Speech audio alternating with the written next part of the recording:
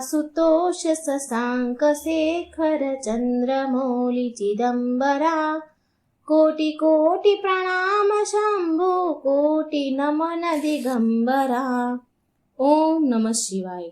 ओम नमो भगवते वासुदेवाय। आम तो मित्रों एक वर्षમાં 12 અમાસ આવે છે। જ્યારે સોમવારની અમાસ સાથે હોય તો તેનું મહત્વ અનેક ગણું વધી જાય છે। સોમવાર હોય અને એ દિવસે અમાસ હોય તો આપણે એને સોમવતી અમાસ કહીએ છીએ। સોમવતી અમાસનું વ્રત કરનારે પવિત્ર જળમાં સ્નાન કરીને પીપળાના ઝાડની પૂજા કરવી અને ઘીનો દીવો પ્રગટાવવો અને 8 જાતના ફળ લઈને 108 પ્રદક્ષિણા કરવી। 108 પ્રદક્ષિણા ફર્યા પછી એ ફળ ભગવાનને અર્પણ કરવા અને બીજું સૂતર વીંટીને પણ પ્રદક્ષિણા કરી શકાય છે। મિત્રો તમને જણાવી દઉં કે સોમવતી અમાસના દિવસે આ 5 વસ્તુઓનું મહત્વ ખૂબ જ વધારે હોય છે।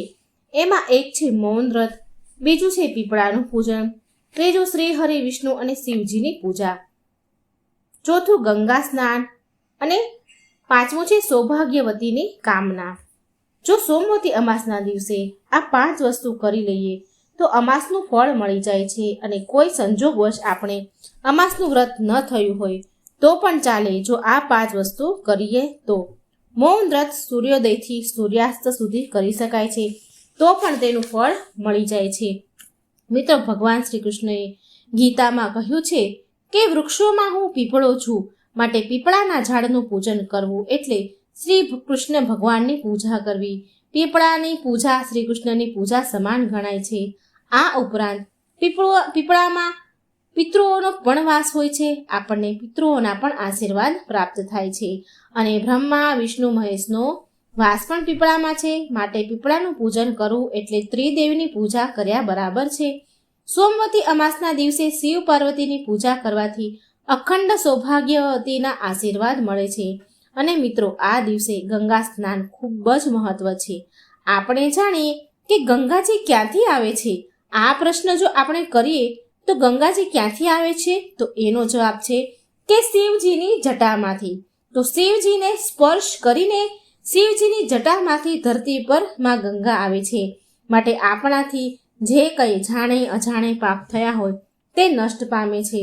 માટે આ સોમવતી અમાસના દિવસે પવિત્ર ગંગા નદીમાં સ્નાન કરવું ખૂબ જ મહત્વનું ગણાય છે।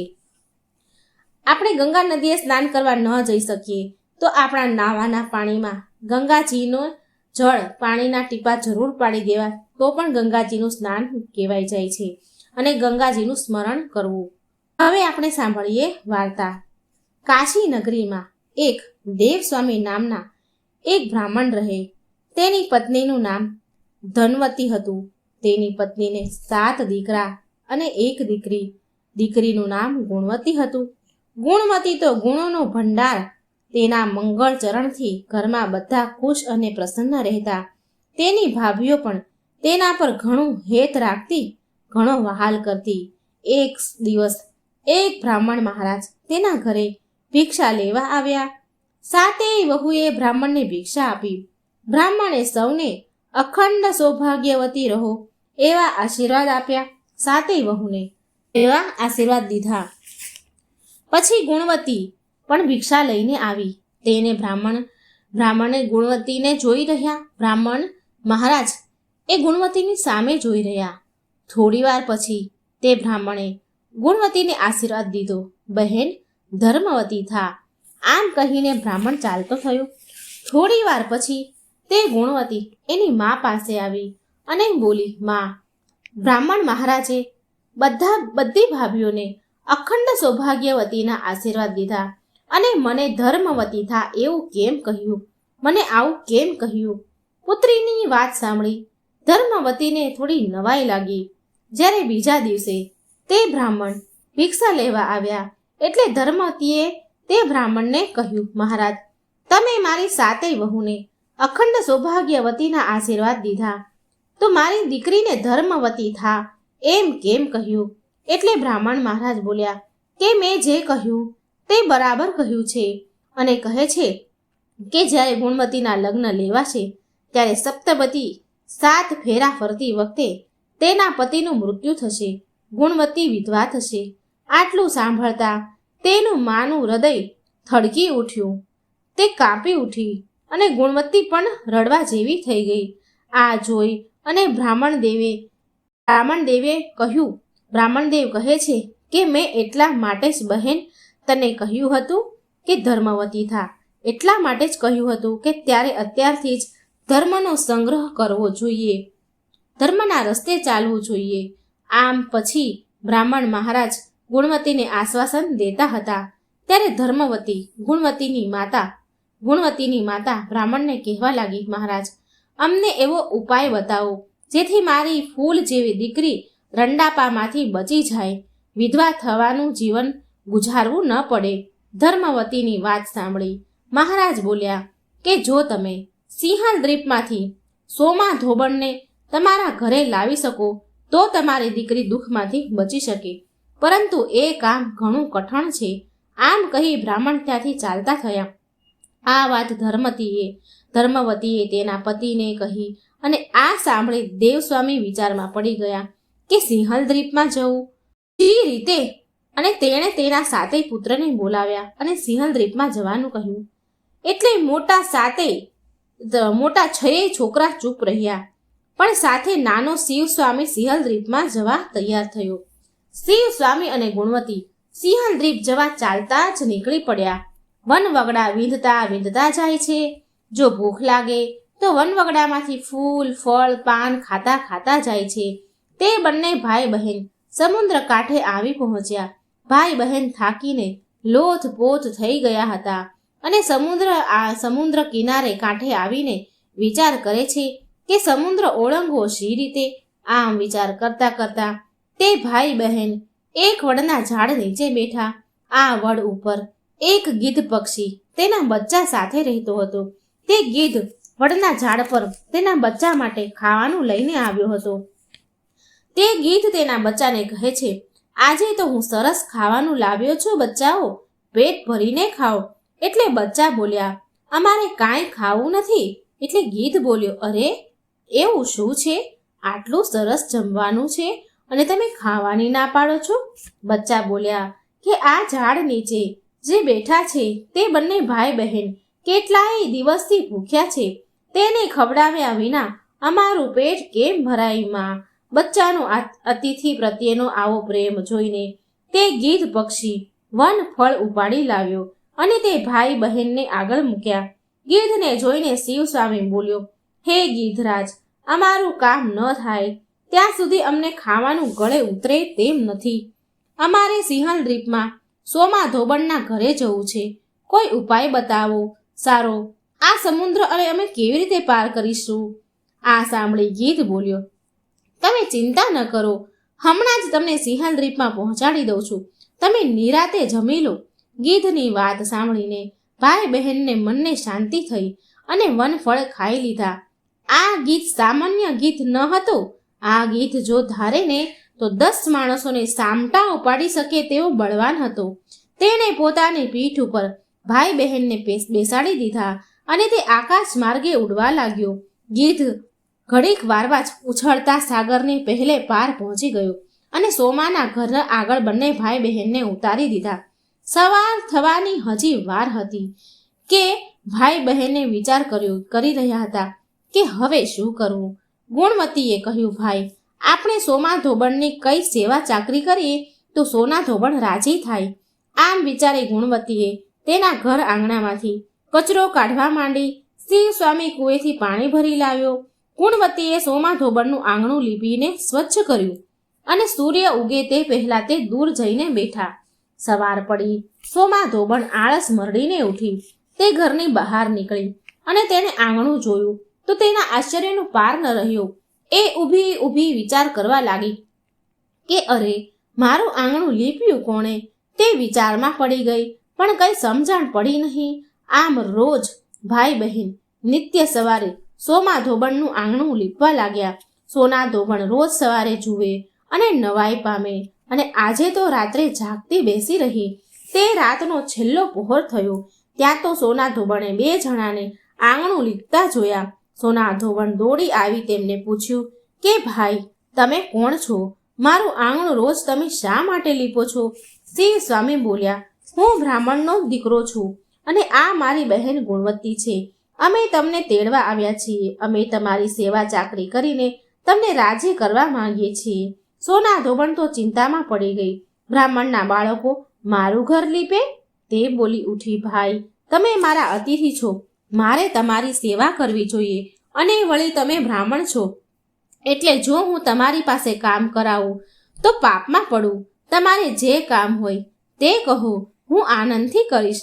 શિવ સ્વામીએ તેની પોતાની બહેનની બધી જ વાત કરી અને ગમે તે રીતે ગુણવતીના લગ્ન સમયે ઉપસ્થિત રહેવાનો આગ્રહ કર્યો. સોના ધોબણે તેના પોતાના દીકરાની વહુઓને કહ્યું, હું જાઉં છું. જો આપણે ઘેર કોઈ મરી જાય તો હું આવું ત્યાં સુધી સાચવી રાખજો.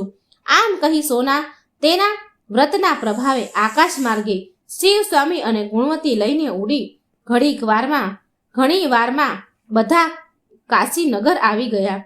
સોના ધોબણને પોતાને ત્યાં આવેલી જોઈ ગુણવતીના માતા પિતાને આનંદનો પાર ન રહ્યો. ગુણવતીના માતા પિતાએ ઉજ્જૈનના રુદ્ર શર્મા નામે એક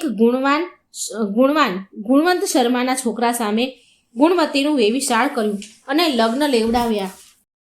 ઉજ્જૈનથી જાન આવી પહોંચી. લોકો જાત જાતની અટકળો કરવા લાગ્યા. ચોરીમાં મંગળ ફેરા ફરાવા લાગ્યા. ત્યાં તો રુદ્ર શર્મા બેભાન થઈને પડ્યો. લગ્ન મંડપમાં હાહાકાર વર્તાયો. સગા વહાલા કલપાત કરવા લાગ્યા. સોના ધોબણે બધાને શાંત રહેવા સમજાવ્યા અને સોના ધોબણે સોમવતી અમાસના વ્રતનું પુણ્ય અર્પણ કરીને રુદ્ર શર્મા ઉપર પાણીની અંજળી છાંટવા લાગી. રુદ્ર શર્મા તુરંત બેઠો થયો. આનંદનો પાર ન રહ્યો. ગુણવતી સોમા ધોબણના પગે પડી. સોમા ધોબણે પ્રેમથી તેના છાતી સરસે ચાપી દીધી. સોમા વિદાય લઈ સોમના ધોબણ ત્યાંથી ચાલી નીકળી. તે સિંહલ દ્વીપમાં તેના ઘરે આવી પહોંચે છે. માર્ગમાં એક બાઈ કપાસનો ભાર ઉતારીને થાક ખાતી હતી. તે બાઈ બોલી, બહેન, જરા ભાર ચડાવો ને. સોમા બોલી કે બહેન, મારે સોમવતી અમાસનું વ્રત છે. હું તમને ભાર નહીં ચડાવું. સોમા ધોબણ આગળ ચાલી તો આગળ એક બાઈ મૂળાનો ટોપલો લઈને બેઠી હતી. તે બાઈ સોનાને કહે છે, બહેન, મને ટોપલો ચડાવો ને. સોમા ધોબણ બોલી, બહેન, મારે વ્રત છે. હું તમને ભાર નહીં ચડાવું. આમ કરી સોમા ધોબણ તેના ઘરે ચાલતી થઈ. રસ્તામાં પીપળો આવ્યો એટલે સોમા ધોબણે 8 ફળ લઈ તેને 108 પીપળાની પ્રદક્ષિણા કરી અને ભગવાનનું પૂજન કર્યું.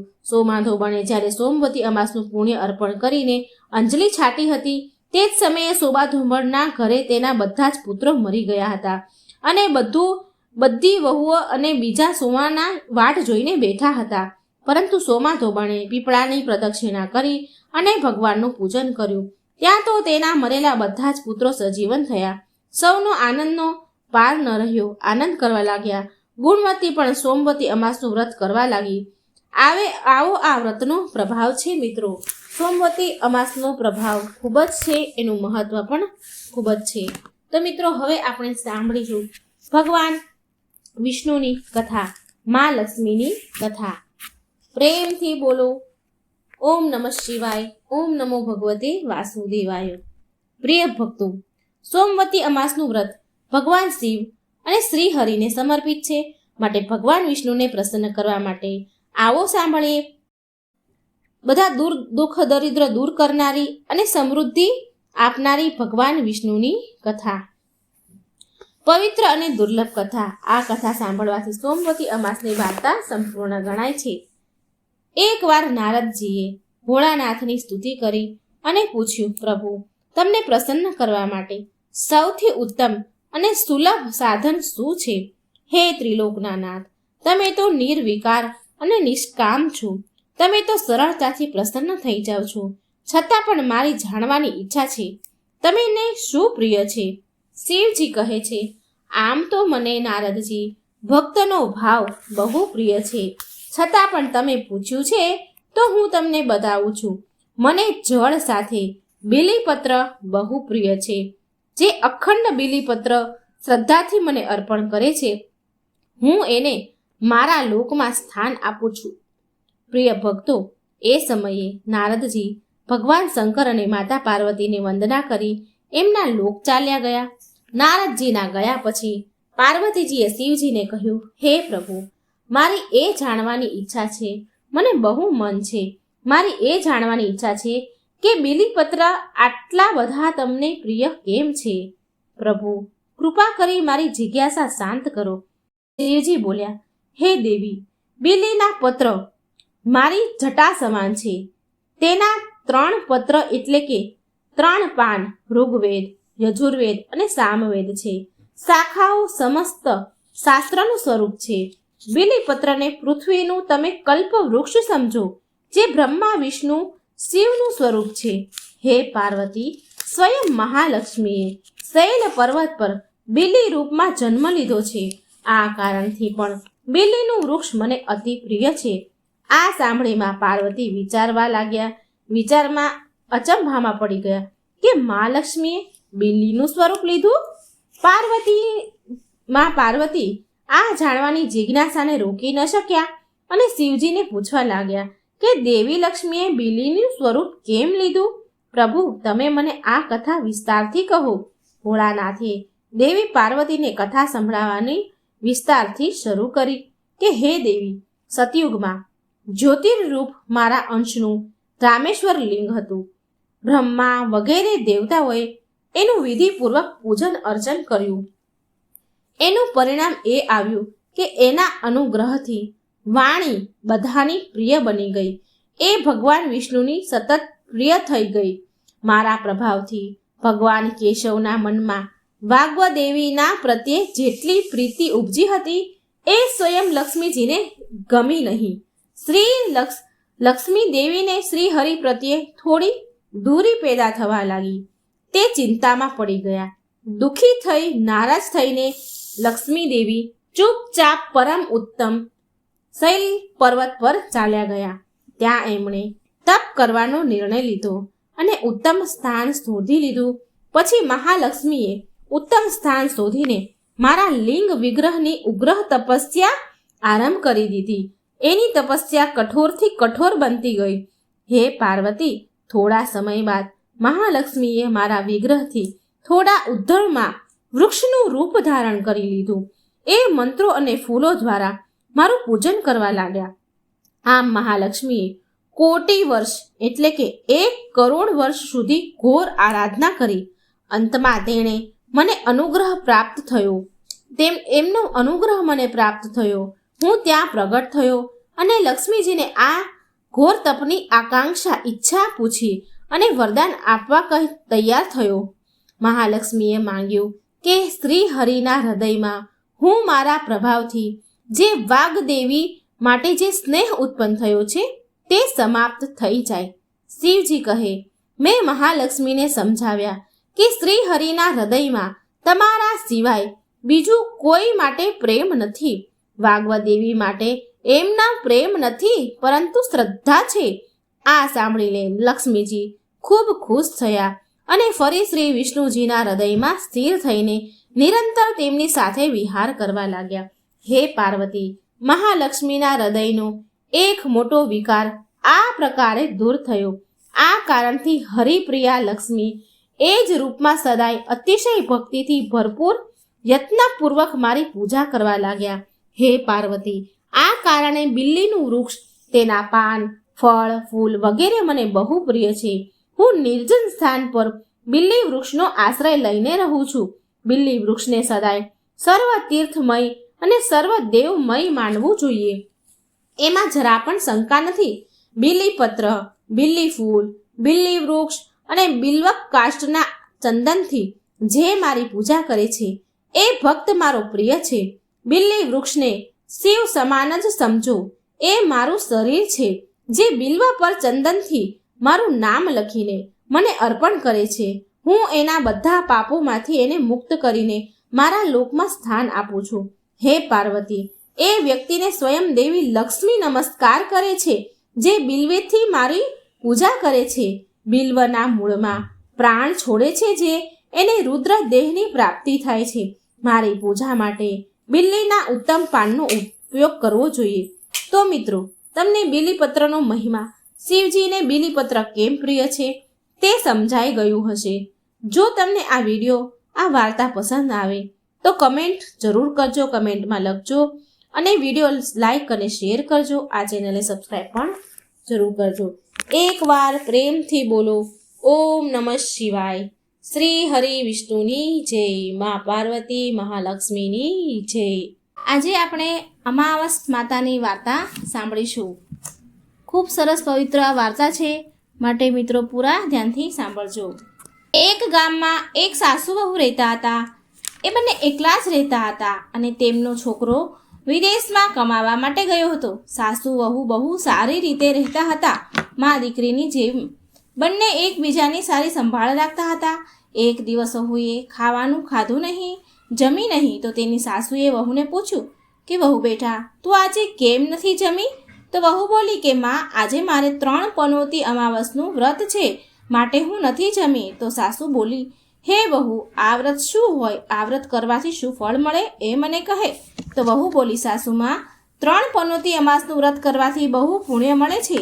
ઘરમાં અન્ન ધનના ભર્યા ભંડાર રહે છે, સુખ શાંતિ રહે છે, અખંડ સુહાગ મળે છે અને પુત્રની પ્રાપ્તિ થાય છે. અને આ વ્રતમાં દરેક વર્ષે અલગ અલગ ખાવાનું હોય છે અને ભગવાન વિષ્ણુના મંદિરમાં જઈ અને દાન પૂન કરવાનું હોય છે, પછી બ્રાહ્મણોને દાન દેવાનું હોય છે. આ વ્રતમાં પહેલા વર્ષે સાકર, ઘી અને ચોખાથી બનેલું જમવાનું ખાવાનું હોય છે. પહેલા વર્ષનું વ્રત પૂરું થાય પછી 1.25 કિલો ચોખા અને 1 વાટકી ઘી અને 1 વાટકી સાકરનું દાન આપવાનું હોય છે બ્રાહ્મણને અથવા મંદિરમાં. બીજા વર્ષે જવ, ઘી અને સાકરથી બનેલું જમવાનું ખાવાનું હોય છે અને બીજા વર્ષે વ્રત પૂરું થાય તો 1.25 કિલો જવ, 1 વાટકી ઘી અને 1 વાટકી સાકરનું દાન કોઈ મંદિરમાં ચડાવવું અથવા કોઈ બ્રાહ્મણને આપવું. ત્રીજા વર્ષે ગોળ, તેલ અને ઘીથી બનેલી વાનગી ખાવી જોઈએ. જ્યારે ત્રીજા વર્ષનું વ્રત પૂરું થાય તો 1/2 કિલો તેલ, ગોળ અને 1 વાટકી ઘી કોઈ મંદિરમાં આપવું અથવા કોઈ બ્રાહ્મણને દાન આપવું. આને તલ પનોતી અમાવસ પણ કહેવાય છે. પછી વહુ બોલી, જો આ વ્રતનું સંકલ્પ લીધું હોય તો આ વ્રત પૂરું કરવું ખૂબ જ જરૂરી છે. જો પૂરું ન કરી શકાય તો ઘરમાં ઝઘડા અને અશાંતિ આવે છે. ત્યારે સાસુમાં બોલે છે, મારી તો ઉંમર થઈ ગઈ છે વહુ બેટા, પણ તું આ વ્રત કર. અને વહુ આ વ્રતનું આરંભ કરે છે. પણ એક દિવસ વહુથી કોઈના કહેવાથી ઘઉંની બનેલી રોટલી ખવાઈ જાય છે. એણે ઘઉંની બનેલી રોટલી ખાઈ લીધી અને અમાવસ્યા માતા એનાથી નારાજ થઈ ગયા, ગુસ્સે થયા. જે સાસુ વહુ બહુ પ્રેમથી મા દીકરીની જેમ રહેતા હતા, હવે એ બંનેની અંદર ઝઘડા થવા લાગ્યા. આ જોઈને બધા ગામવાળા પણ હેરાન રહી ગયા, કારણ કે આજ સુધી સાસુ વહુ કોઈ દિવસ ઝઘડ્યા ન હતા અને બંને ઝઘડ્યા તો બધા હેરાન રહી ગયા કે અરે આ શું થઈ રહ્યું છે. સાસુ તેની વહુને કહે છે, જ્યારથી તું મારા ઘરમાં આવી છો વહુ બનીને, ત્યારથી મારા ઘરની લક્ષ્મી ચાલી ગઈ છે. તું અમારા માટે શુભ નથી. ત્યારે વહુ બોલી કે માં, જો મારા આવવાથી તમારા ઘરની લક્ષ્મી ચાલી ગઈ છે તો મને ક્યાં મળશે લક્ષ્મીજી, એ મને કહો, હું લક્ષ્મીને લઈને આવીશ. ત્યારે સાસુમાં બોલ્યા કે તને લક્ષ્મી સમુદ્રની વચ્ચે મળશે, ભગવાન વિષ્ણુના પગ દબાવતા હશે.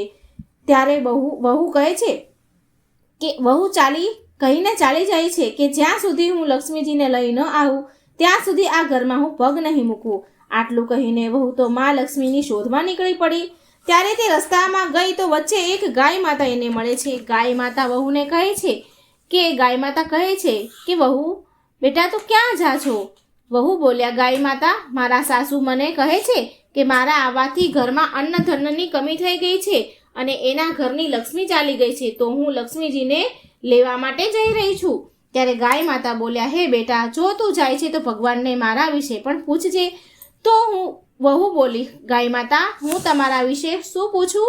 તો ગાય માતા કહે છે કે જ્યારે પણ મારે વાછડું કે બાળક બચ્ચાને હું જન્મ આપું છું તો એ જીવતા નથી રહેતા, જેવા જન્મે એવા જ મરી જાય છે. તો ભગવાનને પૂછી લેજે કે મારી સાથે આવું કેમ થાય છે, મેં એવા કયા કર્મ કર્યા છે. તો વહુ બોલી, ગાય માતા, હું તમારી વિશે જરૂર એનું નિવારણ પૂછીને આવીશ. આમ કહી વહુ આગળ વધી. હવે આગળ જતા વહુને એક ઘોડી મળી, જેના ગળામાં ઘંટી બંધાયેલી હતી. એ ઘોડી કહે છે, બેટા તું ક્યાં જાય છે? તો વહુએ બધી વાત કહી. તો ઘોડી બોલી કે તું મારા દુઃખનું પણ નિવારણ ભગવાનને પૂછતી આવજે. તો વહુ બોલી, જરૂર પૂછીશ. હા કહીને આગળ વધી. આગળ જતાં એક આંધળો અને બહેરો એક વૃદ્ધ માણસ મળે છે. એ પણ વહુને એની સમસ્યા કહે છે અને ભગવાનને પૂછવા માટે કહ્યું. તો વહુ એને પણ હા કહીને આગળ વધી. આગળ જતા વહુને એક ગરડી ડોશીમાં મળે છે જે હાથ પગથી અપંગ હતા. એ પણ વહુને તેની સમસ્યાને પૂછવાનું કહે છે. તો વહુ એની સમસ્યાને પૂછવા માટે તૈયાર થઈ જાય છે અને એ આગળ વધે. આગળ જતા વહુ બહુ થાકી ગઈ તો એક આંબાના ઝાડ નીચે બેસી જાય છે. તો આંબાનું ઝાડ ખુશ થઈને વહુને કહે છે, બેટા તું ક્યાંથી આવી અને ક્યાં જઈ રહી છો? તો વહુ બોલી કે લક્ષ્મીને લેવા જાઉં છું. તો આંબો પણ તેની સમસ્યા ભગવાનને પૂછવા માટે કહે છે કે મારા ઝાડમાં હંમેશા કેરીઓ ખાટી જ આવે છે, આ વિશે ભગવાનને પૂછતી આવજે ને. પછી વહુએ તેને પણ હા કહી અને પછી આગળ વધી. આગળ જતા વહુને એક તળાવ મળ્યું અને એ વહુને કહે છે કે ભગવાનને પૂછજે કે મારા તળાવનું પાણી આટલું મેલું કેમ છે? કોઈ પણ આ પાણી પીતું નથી. ત્યારે વહુ બોલી જરૂર પૂછીશ અને આમ કહીને આગળ વધી. વહુ બહુ દિવસથી જંગલમાં ચાલતા ચાલતા થાકી જાય છે. તેને ભૂખ પણ લાગી હોય છે પણ તેને ખાધું પીધું ન હતું માટે થાકી ગઈ હતી અને પછી એ જંગલમાં બેભાન થઈને પડી ગઈ. એ સમયે ભગવાન વિષ્ણુ અને માતા લક્ષ્મી ત્યાં વિચરણ કરી રહ્યા હતા. તો માતા લક્ષ્મી ભગવાન વિષ્ણુને કહે છે કે હે નાથ, આ તમારી બહુ મોટી ભક્ત છે, તમે આના દુઃખનું નિવારણ કરો. તો ભગવાન વિષ્ણુ કહે છે કે આ સંસારમાં બહુ જીવ દુઃખી છે, બધા જ તેના પોતાના કર્મનું ફળ ભોગવી રહ્યા છે, હું કોના દુઃખનું નિવારણ કરું? તો મા લક્ષ્મી કહે છે ભગવાન વિષ્ણુને વિનંતી કરે છે અને કહે છે કે આ ભૂખી તરસી છે અને જો આને અહીં આમ છોડી દઈને ચાલ્યા જઈશું તો આને જંગલમાં જંગલી જાનવરો ખાઈ જશે. માતા લક્ષ્મીની વાત સાંભળીને ભગવાન વિષ્ણુ એક સાધુનું વેશ ધારણ કરી અને વહુની પાસે આવ્યા અને ભાનમાં લાવે છે. વહુ ભાનમાં આવી તો સાધુના રૂપમાં ભગવાન પૂછે છે કે તું આ જંગલમાં કેમ આવી અને ક્યાં જઈ રહી છો? તો વહુએ પૂરી વાત કહી. તો તેની વાત સાંભળીને ભગવાન વિષ્ણુ અને માતા લક્ષ્મી પ્રગટ થયા અને તેની સાથે માતા અમાવસ્યા પણ પ્રગટ થયા. વહુ એના ચરણોમાં પડી વંદન કરે છે. અમાવસ્યા માતા વહુને કહે છે કે બેટા, તે મારા વ્રતને ખંડિત કર્યું છે માટે તને આ સજા મળી છે, પણ હવે હું તને માફ કરું છું અને તું ઘરે જા. તારું ઘર અન્ન ધનથી સંપન્ન થશે, તારું ઘર સુંદર મહેલમાં બદલાઈ જશે અને તારી બધી જ મનોકામના પૂરી થશે. આ બધું થયા પછી વહુ તો તેને રસ્તામાં જે પણ મળ્યા હતા એ બધાના દુઃખોના નિવારણ માટે વિનંતી કરે છે. ત્યારે ભગવાન વિષ્ણુ કહે છે કે ગાયે ક્યારેય તેનું દૂધ કોઈને નથી પીવડાવ્યું માટે તેના બચ્ચા જીવતા નથી રહેતા. તું એનું દૂધ પી લેજે જેનાથી એના બચ્ચા જન્મ આપશે એવા જીવતા રહેશે. ઘોડી પાછલા જન્મમાં ઘંટી ચલાવવાવાળી અનાજ દળનારી સ્ત્રી હતી. તેણે કોઈને અનાજ દળી નહોતું આપ્યું માટે તેના ગળામાં ઘંટીના પડ્યા છે. તું એના ગળામાંથી ઘંટી છોડી નાખજે, એ બિલકુલ ઠીક થઈ જશે. વૃદ્ધ માણસ જે આંધળા અબેરા હતા એણે ક્યારેય ભગવાનના મંદિરમાં નથી ગયા અને ક્યારેય તેને ભગવાનના ભજન નથી સાંભળ્યા. તું એને મંદિરમાં લઈ જજે અને ભગવાનના દર્શન કરાવજે, એ પણ ઠીક થઈ જશે. ગરડી ડોશી જે તને મળી હતી તેણે ક્યારેય તેની જુવાનીમાં દાન પૂર્ણ નથી કર્યા માટે તેને આ સજા મળી છે. તેના હાથે તું દાન કરાવજે, તેથી તે પણ સાજી થઈ જશે. તે આંબાનું ઝાડ જે કોઈને તેના ફળ નથી ખાવા દીધું માટે તેના બધી જ કેરીઓ ખાટી હોય છે. તું એ આંબાની કેરી ખાજે, પછી એ આંબા પર મીઠી કેરી આવશે. તળાવનું પાણી પાછલા જન્મમાં દેરાણી જેઠાણી હતા, એ હંમેશા ઝઘડતી રહેતી હતી માટે તેનું પાણી મેળું છે. તું એનું પાણી પીજે, તે તળાવ શુદ્ધ થઈ જશે. વહુએ ભગવાન વિષ્ણુ અને માતા લક્ષ્મી અને અમાવસ માતાને પ્રણામ કર્યા, આશીર્વાદ લીધા અને ઘરે જવા માટે નીકળી ગઈ. અને રસ્તામાં એને જે પણ મળ્યું હતું એ બધાની સમસ્યાનું નિવારણ કર્યું. ભગવાનના કહેવા પ્રમાણે તેણે કર્યું અને પછી બધાએ તેને આશીર્વાદ આપ્યા. ઘરે જતાં જ તેનું ઘર એક સુંદર મહેલમાં બદલાઈ ગયું અને ઘરમાં અન્ન ધનના ભંડાર ભરેલા હતા. હવે વહુ સાસુમાને કહે છે કે સાસુમા, તમે સાચું કીધું હતું, તમારા માટે હું શુભ નથી. મારા આવવાથી તમારા ઘરની લક્ષ્મી ચાલી ગઈ અને મારા જવાથી તમારા ઘરમાં લક્ષ્મી આવી ગઈ છે. હવે તમે અહીં રહો, હું મરવા જઈ રહી છું. ત્યારે સાસુમાં બોલ્યા કે બેટા, આ બધું તો તારા અમાસના વ્રતનું ફળ છે જે અમને મળ્યું છે. તું અહીં જ રહીશ, તું ક્યાંય નહીં જા. અને સાસુ વહુ ખુશીથી પછી રહેવા લાગ્યા. એક દિવસ તેનો દીકરો પણ વિદેશથી આવી ગયો અને એના દીકરાએ આ બધું જ જોયું તો એની માતાએ વહુની બધી જ વાત કહી અને પછી આવી રીતે મા, દીકરો અને વહુ ખુશીથી રહેવા લાગ્યા. અમાવસ્યા માતાની કૃપા વરસી વહુ પર. હે અમાવસ્યા માતા, જેવી કૃપા તમે વહુ પર વરસાવી, સાસુ વહુ પર વરસાવી, એવી સૌ પર વરસાવજો. જય અમાવસ્યા માતા, જય હો ભગવાન વિષ્ણુ, જય મહાલક્ષ્મી. મિત્રો, આ અમાસની વાર્તા સાંભળજો અને બીજાને પણ સંભળાવજો. કોમેન્ટ બોક્સમાં ભગવાનનું નામ પણ જરૂર લખજો. વિડીયો પસંદ આવે તો લાઇક અને શેર કરજો. ચેનલને પણ સબસ્ક્રાઈબ જરૂર કરજો. જય શ્રી કૃષ્ણ. રાધે રાધે. Thank you.